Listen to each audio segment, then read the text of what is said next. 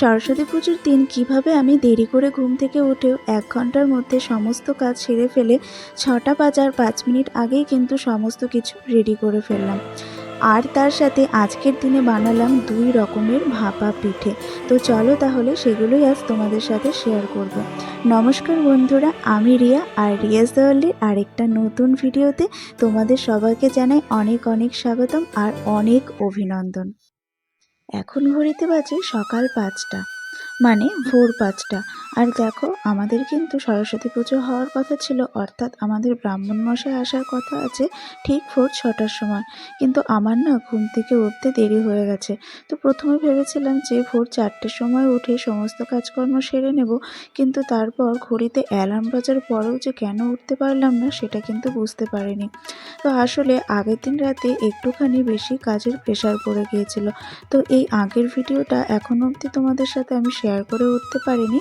তো যখন শেয়ার করব সরস্বতী পুজোর এই আগের দিনের ভিডিওটা, তখন জানতেই পারবে যে কেন একটুখানি প্রেশারের মধ্যে ছিলাম। তো সেই কারণেই হয়তো ভোরবেলা আর ঘুম থেকে উঠতে পারিনি অ্যালার্ম বাজা সত্ত্বেও। তো বাবা গিয়ে ডাকলো, তারপরে কিন্তু ঘুম থেকে ধড়ফড় করে উঠলাম। আর উঠেই দেখি কিন্তু ৫টা বেজে গেছে।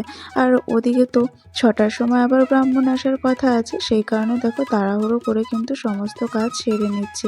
আর ৬টার সময় উঠেই প্রথমে আমি ঝাঁটাটা দিয়ে বাসি ঘরটা আমি ঝাড়পোছ করে নিলাম। তারপর দেখো ঘরটা মুছে নিচ্ছি। আর বাইরে কিন্তু এখনও প্রচণ্ডই অন্ধকার। আর এই সম্পূর্ণ কাজটা কিন্তু আমি ২০ মিনিটের মধ্যে তাড়াতাড়ি করে সেরে নিলাম। আর তারপর দেখো আমি বাইরে চলে এসেছি, উঠোনটা এইবারে আমি ধুইয়ে নেব। আর ওইদিকে আমার মাও কিন্তু উঠে গেছে। মাও ওইদিকে উঠোন ঝাড় দেওয়া আর বাকি যে সমস্ত কাজকর্মগুলো থাকছে সেগুলো করে নিচ্ছে। আর এখন দেখো এই কাঁচা হলুদ নিয়ে আমি চলে এসেছি। আর কেন বলো তো, কারণ আমাদের না এই সরস্বতী পুজোর দিনকে কাঁচা হলুদ গায়ে মেখে তারপরে কিন্তু স্নান করতে হয়, এবং তারপরে কিন্তু আমরা সরস্বতী পুজো দিতে পারি। আর কার কার আমাদের মতো এরকম নিয়ম আছে কমেন্ট করে কিন্তু অবশ্যই আমাকে জানিও। আর এই হলুদ পেটে স্নান দান করতে, নিজেকে ফ্রেশ করতে আমার সময় লেগেছে আরও ১০ মিনিট, অর্থাৎ ইতিমধ্যে কিন্তু ৫:৩০ বেজে গেছে। আর আমিও স্নান করে এখন চলে এসেছি ঠাকুর ঘরে, মা সরস্বতীকে বসিয়ে দিলাম তার স্থানে। তারপর দেখো এই বেদিটা তৈরি করা হয়েছে ঘট বসাবো বলে। তো এটা কিন্তু আগের দিনই তৈরি করে রেখেছিলাম, কারণ মাটি কিন্তু না হলে শোকাতো না। তারপর দেখো বেদির উপর সিঁদুর দিয়ে আর তার সাথে ধান দূর্বা দিয়ে আমি কিন্তু ঘট বসিয়ে দেব। আর আমি এই আধ ঘন্টার মধ্যেই সম্পূর্ণ কাজগুলো করে নেওয়ার চেষ্টা করব। আধ ঘন্টা বলবো না, আধ ঘন্টা হওয়ার ৫ মিনিট আগেই, অর্থাৎ ৬টা বাজার ৫ মিনিট আগেই কিন্তু আমি সমস্ত কাজগুলো সেরে ফেলার টার্গেট নেব। কারণ তা না হলে যদি আমি আধ ঘন্টা সময় নিই, তাহলে কিন্তু সেখানে আরও ৫ মিনিট সময় বা আরও ১০ মিনিট সময় আমার এক্সট্রা লেগে যেতে পারে। তাই আমি সবসময় চেষ্টা করি যে নির্দিষ্ট সময়ের ৫ মিনিট আগে সমস্ত কাজকর্ম সেরে ফেলতে। আর এখন দেখো আমি ঘরটাও বসিয়ে দিয়েছি, আর তারপর এই পান সুপারিও দিয়ে দিলাম। আর তারপর দেখো এই মালাটা, যেই মালাগুলো আমরা বাজার থেকে কিনি সেগুলো কিন্তু দড়িতে বাঁধা থাকে। তো এরকম দড়িতে গাঁথা মালা কিন্তু ভগবানের উদ্দেশ্যে দেওয়া ঠিক না। তাই আমি এই মালাগুলোকে, অর্থাৎ এই মালার থেকে ফুলগুলো বের করে নিয়ে আমি সুতোতে গেঁথে নিয়ে তারপরে কিন্তু মা সরস্বতীর গলায় পরিয়ে দিলাম। তারপর এই ঘটের চারপাশে এই কাঠিগুলো দিয়ে এইভাবে সুতোটা দিয়ে সুন্দর করে পেঁচিয়ে তারপর ঘটের উপরে এই লাল রঙের চেলি গামছাটাও দিয়ে দিলাম। আর ওইদিকে খই আর মুরগিও কিন্তু দেওয়া হয়ে গেছে। আর এখন দেখো আমি নৈবেদ্য, পঞ্চভোগ এগুলো কিন্তু সাজিয়ে নেব। তো সবার আগে আমি নৈবেদ্যটাই সাজিয়ে নিচ্ছি। চলো তোমরা দেখতে থাকো, পরস্পর দেখবে আর ভালোও লাগবে। আর আমাকে এইভাবে পুজোর কাজকর্ম করতে শিখিয়েছে কিন্তু আমার মা। ছোটবেলা থেকে যখন অনেকটা ছোট ছিলাম, তখন ঠাকুর পুজো দেওয়ার দিকে আমার আগ্রহ বাড়িয়েছিল আমার ঠাকুমা। ঠাকুমা যখন পুজো দিত তখন আমি তার পাশে বসে পুজো দেখতাম, আমার ভালো লাগতো। তো তারপর আস্তে আস্তে আমার ঠাকুমা বাড়ির পুজোর দায়িত্বটা কিন্তু আমার উপরেই দিয়েছিল। তাই খুব ছোটবেলা থেকে আমি পুজো আর্চা দিই, আর এটা করতে কিন্তু আমার বেশ ভালোই লাগে। এখন আমি সমস্ত ফল প্রসাদগুলো বানিয়ে নিচ্ছি। যেহেতু শুধুমাত্র ঘরোয়াভাবে পুজো হবে তাই বেশি কিন্তু ফল প্রসাদ কাটার চাপ নেই। তো অল্প খানিকটা করে বানিয়ে নিলাম। আর যখন প্রসাদ দেওয়া হবে তার আগে সামান্য কিছু আরেকটু করে নিলেই হবে। এখন পুজো দেওয়ার মতো করে সমস্তটা করে নিচ্ছি।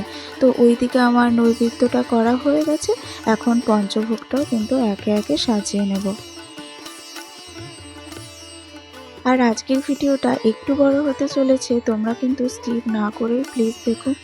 তার কারণ এই সরস্বতী পুজোর দিন যেহেতু পুজোর ভিডিও, তারপর তার সাথে এই দিন আমি আরও কী করেছি, তো সেই সমস্ত কিছুই তোমাদের সাথে শেয়ার করব। কিভাবে করেছি তো সমস্ত কিছুই শেয়ার করব, তোমাদের জন্যই তো ভিডিও করেছি বলো। তো তোমরাই যদি না দেখো তাহলে কী করে হবে বলো। তাই প্লিজ একটু দেখো, কোনো রকম স্কিপ করো না। সরস্বতী পুজোর গোছগাছ করার সাথে সাথে আমার কিন্তু অন্যান্য ঘরের ঠাকুরদেরও আমি একবার করে পুজো দিয়ে নিচ্ছি। হ্যাঁ, আজ যেহেতু সোমবার, তবে আমি শিব ঠাকুরকে পরে ভালো করে সুন্দর করে দুধ, ঘি, মধু সব কিছু দিয়ে আলাদা করে আবারও একবার পুজো দেব। তার কারণ এই তাড়াহুড়ো সময়ের মধ্যে আমি শিব ঠাকুরকে পুজো এখন দিতে চাইছি না, কারণ আমাকে আধ ঘন্টার মধ্যে যেহেতু সমস্ত কিছু রেডি করতে হবে সরস্বতী পুজোর, তাই আমি শিব পুজোটা পরেই দেব। আর এখন দেখো ঘড়িতে কিন্তু 6টা বাজতে 5 মিনিট, আর আমিও কিন্তু দেখো এই চটপট শাড়ি পরে রেডি হয়ে গেছি। মা যদিও এই শাড়ি পরতে সাহায্য করেছে, তা না হলে কিন্তু আমি রেডি হতে পারতাম না। আর বাইরেটা দেখছো এখনো কত কুয়াশা, আর আমাদের ঠাকুরমশাই কিন্তু এখনো আসেনি, তবে একটু পরেই চলে আসবে। তো আমরা সবাই সেজন্য অপেক্ষা করছি। আর ওই ফাঁকে আমি আমার কয়েকটা ফটো তুলে নিচ্ছিলাম। তো পুজোর কাজ তো সমস্ত কিছু হয়েই গেছে। আর এই দেখো এখন কিন্তু ব্রাহ্মণ মশাই চলে এসেছেন। তবে ব্রাহ্মণ মশাই বলেছিলেন 6টার সময় আসবেন, তিনি কিন্তু 6টার সময় আসতে পারেননি। আসলে এই সরস্বতী পুজোর দিনটাতে চারিদিকে অনেক পুজো থাকে, তো ওই ব্রাহ্মণ এক বাড়ি থেকে আরেক বাড়ি আসতে আসতে না আবার অন্য জায়গা থেকে লোক এসে তারাও কিন্তু তাদের বাড়িতে পুজো করতে নিয়ে যায়। তো সেই সব নানা কারণে ব্রাহ্মণ আসতে একটু দেরি হয়েছে। ওই 6:30টার দিকে শেষ পর্যন্ত ব্রাহ্মণ আসেন। আর তাতে কোনো অসুবিধা নেই, যেহেতু আমাদের পুজোর সব আয়োজন করা আগেই হয়ে গিয়েছিল, তাই কিন্তু আর কোনো অসুবিধা হয়নি। তাই এখন আমরা সবাই পুজোতে বসে গেছি। যাবত্তং পূজয়ামি তাবত্তং সুস্থিরা ভব।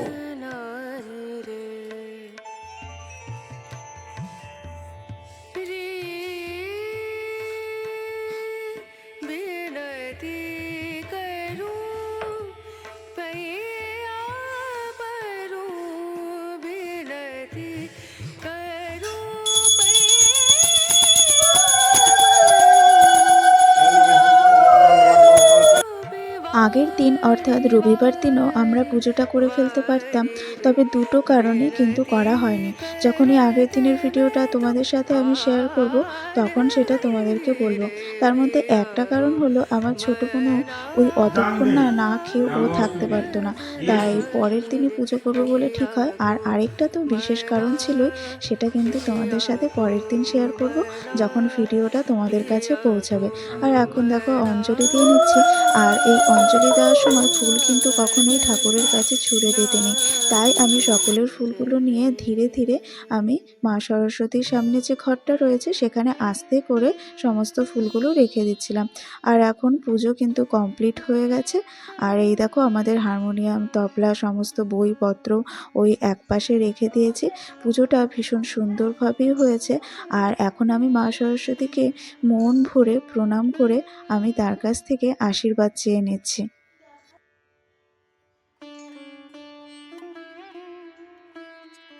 এখনো অবধি আমি উপোস করে রয়েছি, তাই প্রসাদ না খেয়ে তো উপোস ভঙ্গ করা যায় না। তো সেই কারণে দেখো এই চাল প্রসাদটা এখন মাখতে চলে এসেছি, অর্থাৎ নৈবেদ্য, পঞ্চভোগ এগুলোর মধ্যে যে চাল আর কলা বা অন্য সমস্ত ফল রয়েছে, তো সেই সমস্ত কিছু দিয়ে চাল প্রসাদটা মেখে নিতে হয়, তো তোমরা তো সবাই জানো। তবে আমি এখানে ফলগুলো বেছে রেখে দেবো, শুধুমাত্র কলা দিয়ে, দুধ দিয়ে আর তার সাথে কিন্তু গুড় দিয়ে আমি এই চাল প্রসাদটা মেখে নেব। এটা কিন্তু খেতে আমরা সবাই ভীষণ ভালোবাসি, অর্থাৎ আমাদের বাড়ির সবাই। তোমরা কে কে এরকম চাল প্রসাদ মাখা খেতে ভালোবাসো আমাকে কিন্তু অবশ্যই জানিও। আর এই চাল প্রসাদ মাখতে মাখতে আমি কিন্তু ঠাকুর ঘরটাও একটু একটু করে পরিষ্কার করে নিয়েছি। কারণ পরিষ্কার তো করতেই হবে বলো। তারপর প্রসাদটা মাখা হয়ে গেছে, ছোটো বোনকে দিয়ে দিলাম আর একটুখানি নিয়ে আমিও কিন্তু খেতে বসে পড়লাম। আর এখন দেখো কুয়াশা কেটে গেছে আর ভালোই কিন্তু দিনের আলো ফুটে গেছে। আর ওইদিকে আমার ছোটো বোনও দাঁড়িয়ে আছে। আর এখন কিন্তু আমি চলে এসেছি আর একটা বিশেষ কাজে। এই নারকেলটা কুড়িয়ে নিলাম, তার কারণ কি বলো তো, ওই যে প্রথমে বললাম আজকে আমি 2 রকমের পিঠে বানাবো। আর নারকেল কোড়ানোটা হয়ে গেছে, তারপর দেখো আমি ড্রেস চেঞ্জ করে এখন চলে এসেছি ঠাকুর ঘরে। তখন বলেছিলাম যে যেহেতু আজকে সোমবার শিব ঠাকুরেরও পুজো আছে, তাই পরে আমি ভালো করে শান্ত মনে শিব ঠাকুরের পুজো দেবো, তাড়াহুড়ো করে দেবো না। তাই এখন আমি এসে আমার বাবা মহাদেবের পুজোটা দিয়ে দিচ্ছি। এখন আবারও চলে এসেছি এই পিঠে বানানোর প্রস্তুতি নিতে। এখানে আমি কিন্তু 4টে মাঝারি সাইজের গাজর নিয়ে নিয়েছি। তো প্রথমেই কিন্তু এর খোসাগুলো আমি ওপর থেকে হালকা করে ছাড়িয়ে নিলাম। তারপর দেখো 2টো গাজর আমি পেস্ট করার জন্য এইভাবে বড় বড় করে কেটে নেব, আর 2টো গাজর তারপর গ্রেট করব। তো তোমরা দেখতে থাকো, পরস্পর বুঝতেই পারবে।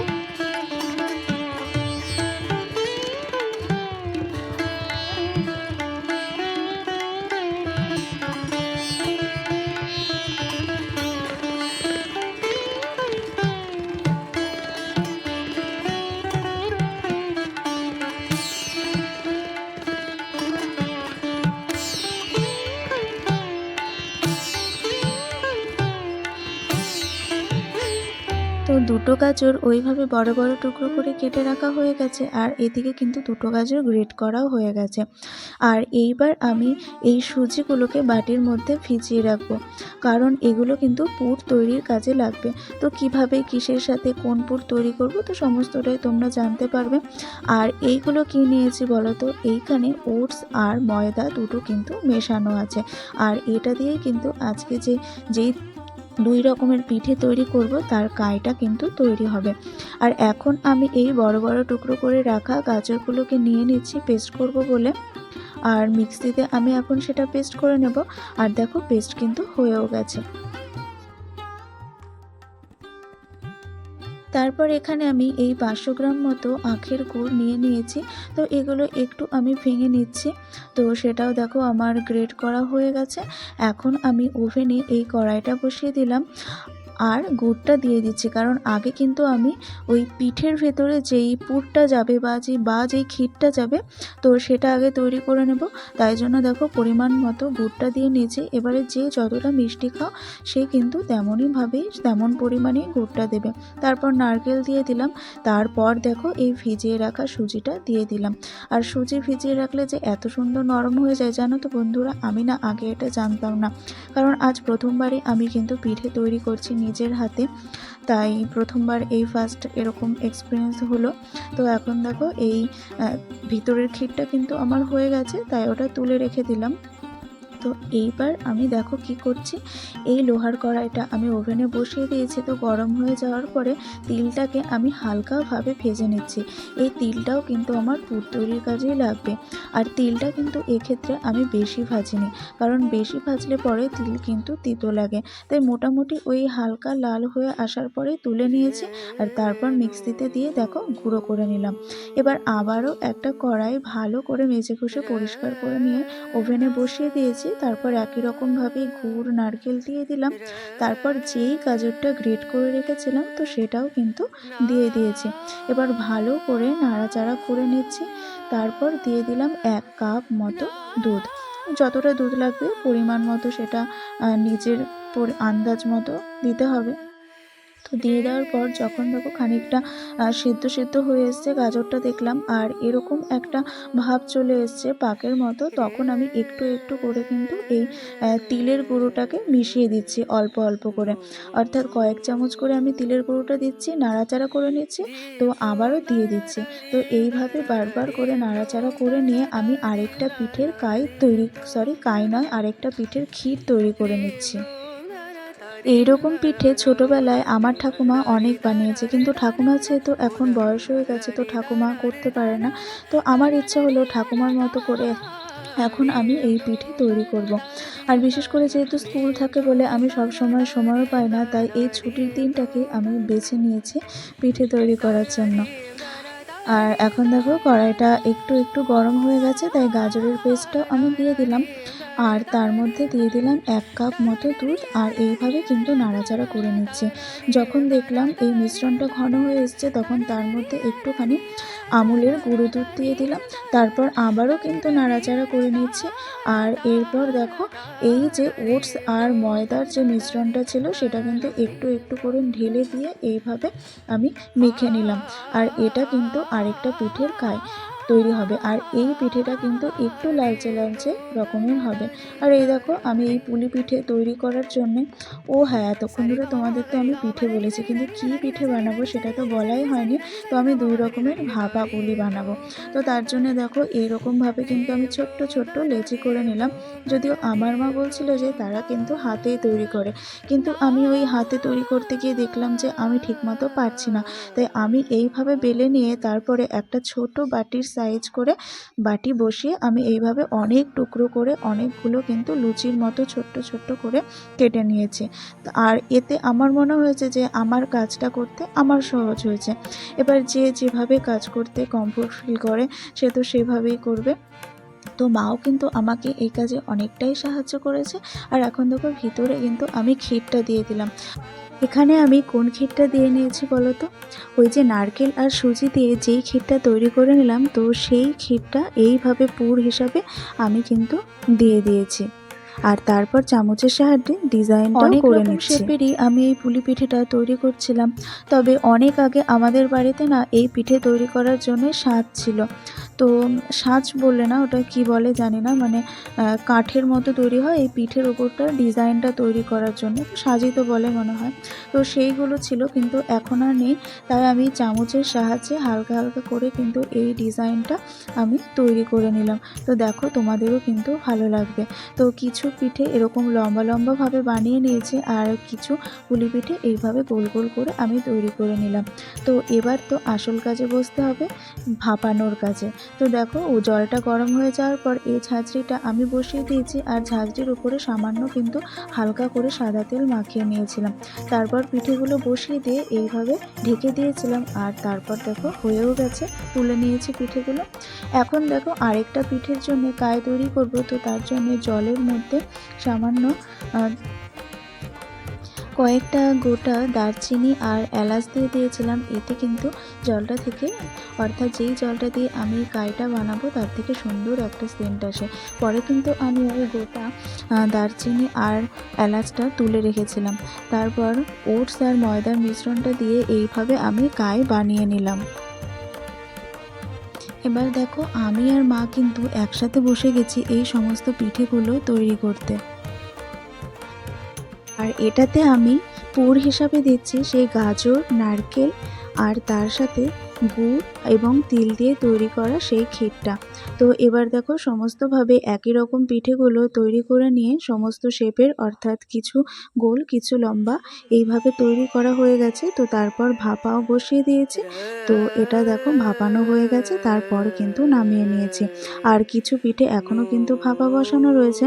আর এখন দেখো আমার 2 রকমের পিঠে কিন্তু তৈরি করা হয়ে গেছে, আর খেতেও কিন্তু অসাধারণ হয়েছিল। বাড়িতেও সবাই খেয়ে কিন্তু বলেছিল ভীষণ ভালো হয়েছে।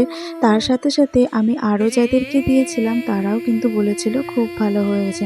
অর্থাৎ পরের দিনকে আমি যখন স্কুলে যাই, তখন এই পিঠেগুলো আমি যাদের সাথে সবসময় যাই, যারা সবসময় আমার শুভাকাঙ্ক্ষী, তো তাদেরকে আমি দিয়েছিলাম। তো তারাও কিন্তু বলেছিল যে ভীষণ ভালো হয়েছে। তো তারপর দেখো পিঠে তৈরি করা হয়ে গেছে, আমার সন্ধে পুজো দিয়ে নিয়েছি। এখন চলে এসেছি একেবারে রাতে শোবার সময়। তো বিছানাটাও এখন রেডি করে নিচ্ছি। আর আজকের ভিডিওটা আমি এখানেই শেষ করছি। এতক্ষণ অবধি তোমরা যারা যারা আমার সাথে জুড়ে ছিলে তাদেরকে অসংখ্য অসংখ্য ধন্যবাদ। আজকের মতো এখানেই শেষ করলাম। টাটা।